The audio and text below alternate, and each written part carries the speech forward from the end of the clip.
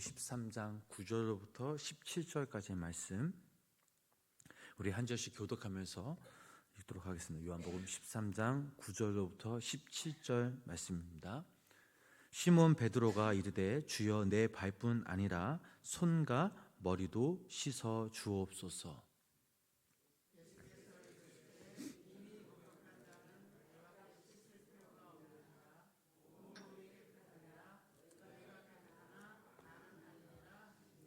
이는 자기를 팔자가 누구인지 아심이라. 그러므로 다는 깨끗하지 아니하다 하시니라.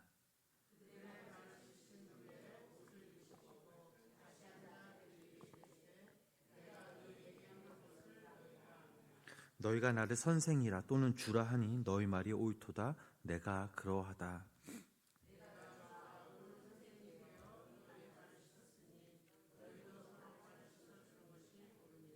내가 너희에게 행한 것 같이 너희도 행하게 하려 하여 본을 보였노다.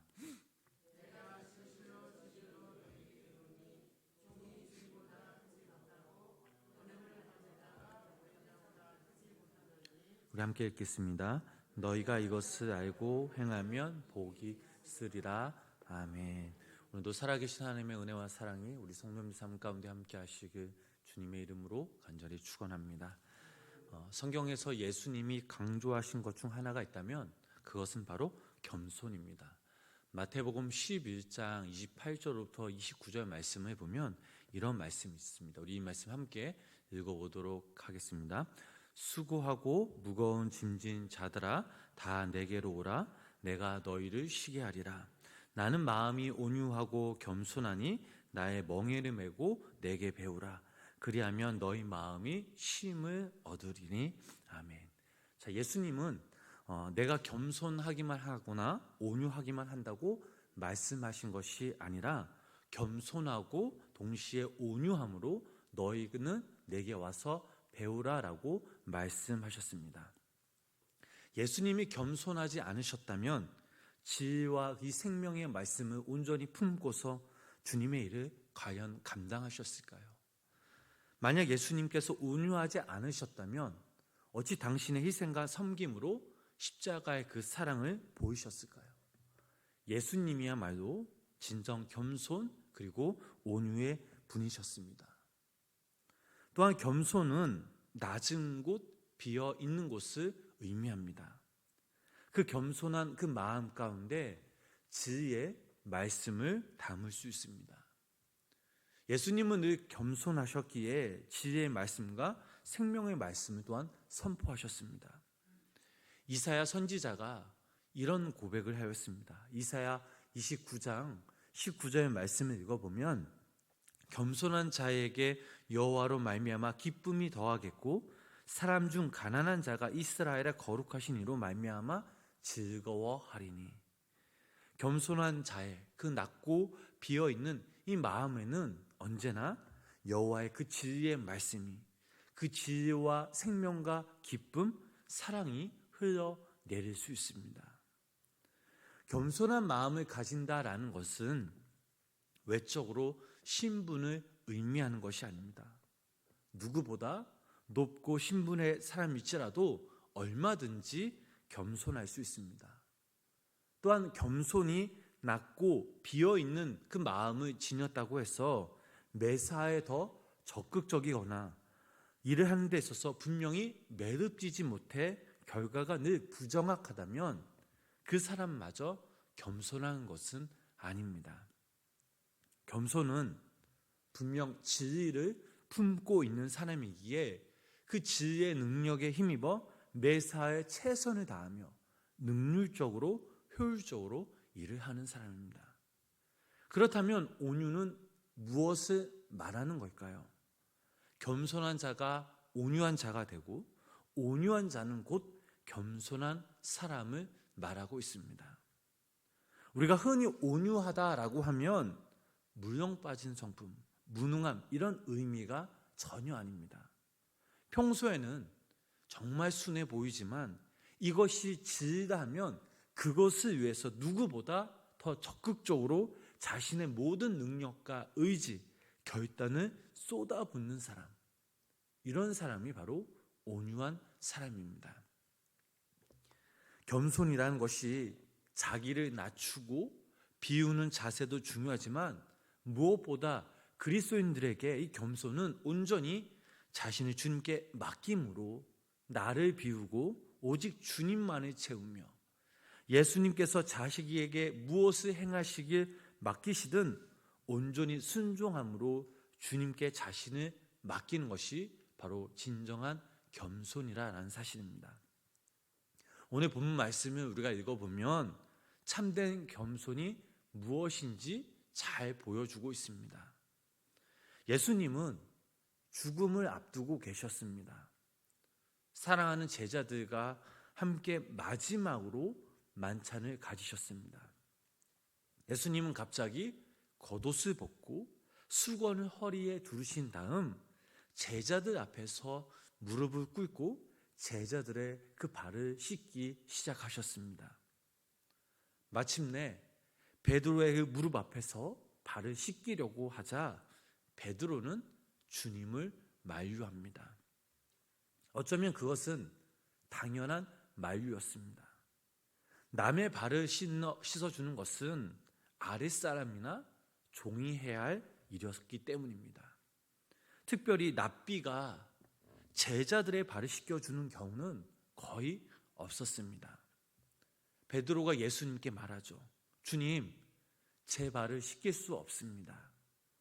베드로의 거부는 본인 자신이 예수님께 드릴 수 있는 어찌 보면 최고의 겸손인 것처럼 보입니다. 그러나 예수님은 이렇게 말씀하셨습니다.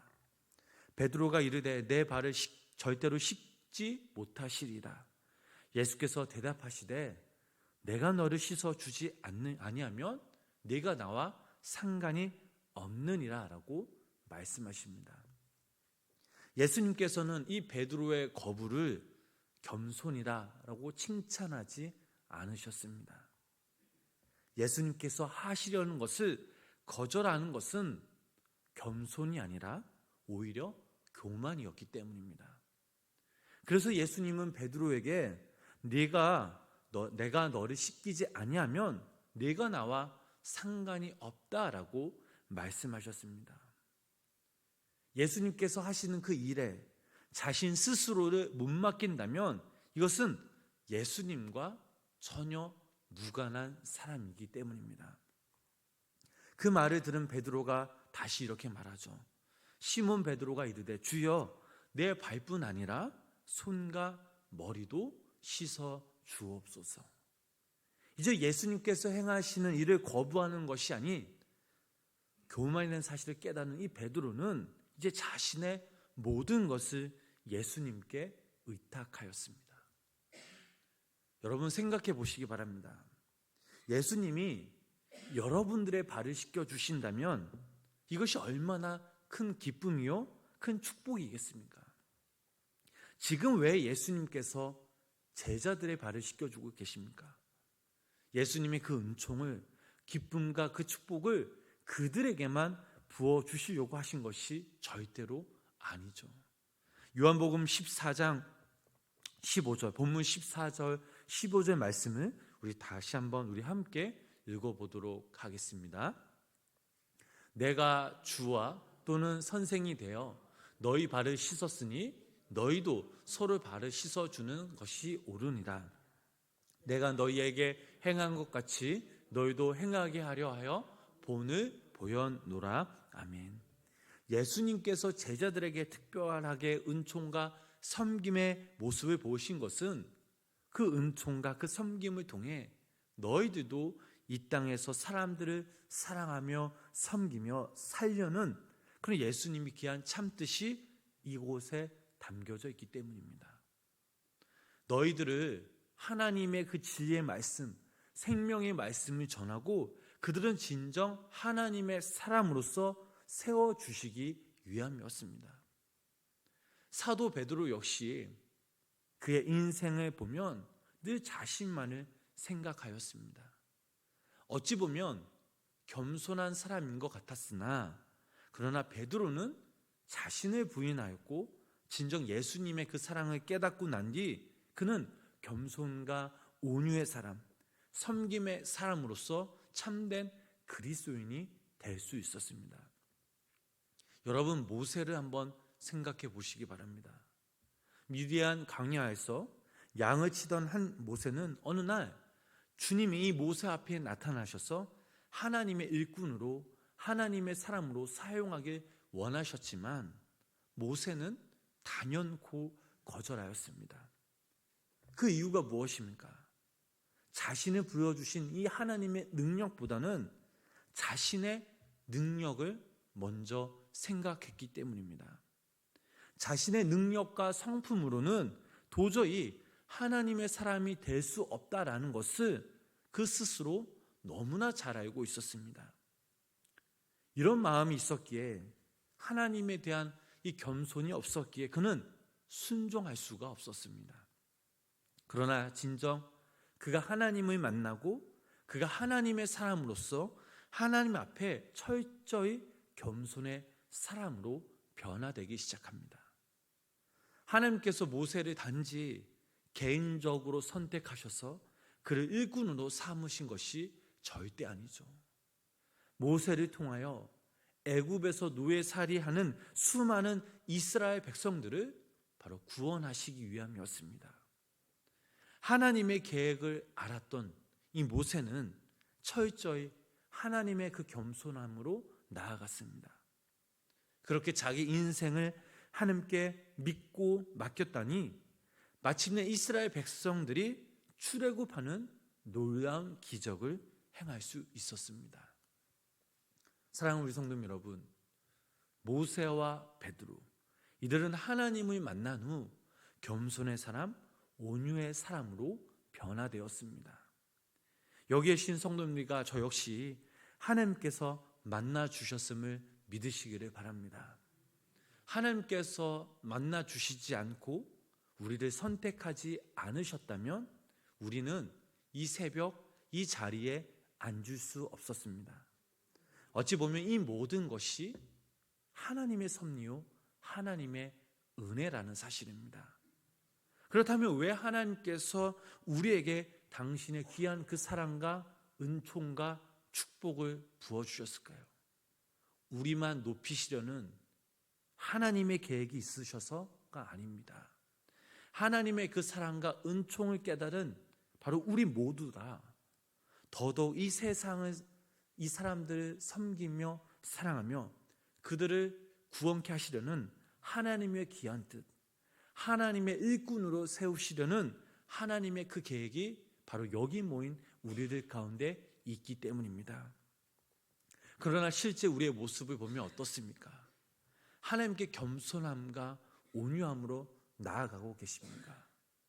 하나님을 믿는다 하면서 때론 우리 스스로 하나님보다 높아지려고 안달을 하는 경우가 더 많지 않습니까?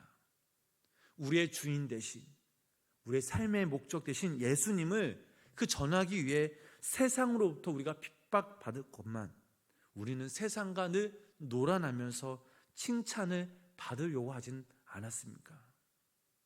예수님께서는 제자들의 발을 씻기셨는데 그 모습을 통해 너희들도 이처럼 세상 가운데 나아가 겸손과 온유의 모습으로 행하라고 말씀하셨는데 우리는 우리의 이웃의 발을 씻겨주기는커녕 왜 예수님이 내 발을 씻겨주시지 않느냐고 화를 낸 적은 없으셨나요? 이 시간 우리 모두가 이 주님 앞에 겸손과 온유의 모습으로 우리의 자신 스스로를 한번 되돌아보았으면 좋겠습니다. 지금까지 우리는 종과 그 주인을 혼동하고 있지 않았는지, 내가 그리스도보다 더 나은 대접을 받으려고 하지 않았는지 우리는 겸손하게 우리 자신을 되돌아봐야 합니다. 분명 우리가 알아야 할 사실은 예수님은 우리의 삶의 참된 주인 되십니다. 우리는 그분으로 인해서 하루하루 그분과 함께 호흡하며 살아갈 수 있고 우리의 참된 주인 예수님께서 절대적으로 우리는 그분께 순종할 권리가 있습니다. 하나님은 우리가 아닌 한 사람 한 사람 여러분들 각자의 하나님이십니다. 여러분들을 통해 분명 계획하시려는 그 일들이 분명 있으십니다. 이제 우리는 그저 겸손과 온유로 주님께 믿음으로 나아가야 합니다. 주님 앞에 나아가기 전 하나님의 능력보다 우리의 자신의 능력을 먼저 생각함으로 거절하는 자가 되지 마시기 바랍니다. 그저 주님의 능력을 믿고 맡기면 됩니다. 나를 선택하신 그 하나님을 온전히 믿음으로 우리가 그분께 겸손과 온유로 우리의 각자의 삶을 한번 살아가야 될 줄 믿습니다. 하나님은 여러분을 통해 일하심을 믿으시기를 바랍니다. 광야에서 양떼를 지켰던 목자 모세가 위대한 하나님의 일꾼으로 변화된 것처럼 어부 베드로가 사도 베드로가 되었듯이 우리를 통해 하나님의 역사를 펼쳐질 것이며 우리를 통해 그 하나님의 역사는 진행될 것입니다. 바라기는 오늘 하루 우리 성도님들 이 땅에서 살아가실 때에 우리의 참된 주인이신 그분 앞에 겸손과 온유함으로 또 하나님의 그 능력을 의지하심으로 주님의 귀한 역사에 동참하시는 귀한 믿음의 성도님들의 삶이 되시길 주님의 이름으로 간절히 축원합니다. 기도하겠습니다. 오늘도 함께 하신 하나님을 찬양합니다. 시간 당신의 그 사랑과 은혜로 채워주시니 그저 감사함으로 주님께 나아갑니다. 당신의 그 사랑과 은혜가 아니었더라면 저희들은 주님을 알지 못했고 영원한 그 생명과 영원한 그 진리의 말씀을 깨닫지 못했을 것입니다. 하나님께서 저희들을 만드셨음을, 택하셨음을, 또 우리를 선택하셨음을 고백합니다.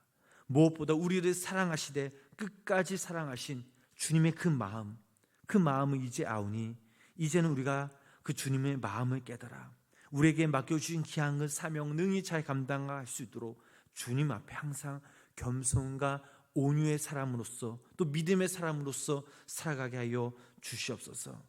하나님, 우리들도 이 땅의 사람들을 사랑하게 하시고 섬기며 그들의 손과 발을 씻겨주고 주님의 그 마음으로 위로해 주는 주님의 귀한 일꾼들도 쓰임받게 하여 주시옵소서. 오늘 하루도 우리가 주님 앞에 겸손함으로 나아갑니다. 주님이 주신 그 마음 변치 않도록 오늘 하루도 우리가 최선을 다해 살아가게 하시고 오늘도 이 땅에서 그리스도인답게 살아갈 때에 당신의 그 무한한 그 사랑을 느끼며 행하는 자들이 되게 하여 주시옵소서. 또한 아버지 하나님, 오늘도 이 시간 우리가 간절한 개인적인 기도 제목들을 가지고 나왔습니다. 하나님, 오늘도 이 시간 우리가 부르짖며 간구하며 기도하며 나아가오니 주님, 우리의 기도에 귀 기울여 주시고 우리를 위로하여 주시고 당신의 그때에 우리의 기도 제목들이 응답받는 노련의 역사가 우리 삶 가운데 임하게 하여 주시옵소서. 예수님의 이름으로 간절히 기도드렸습니다. 아멘.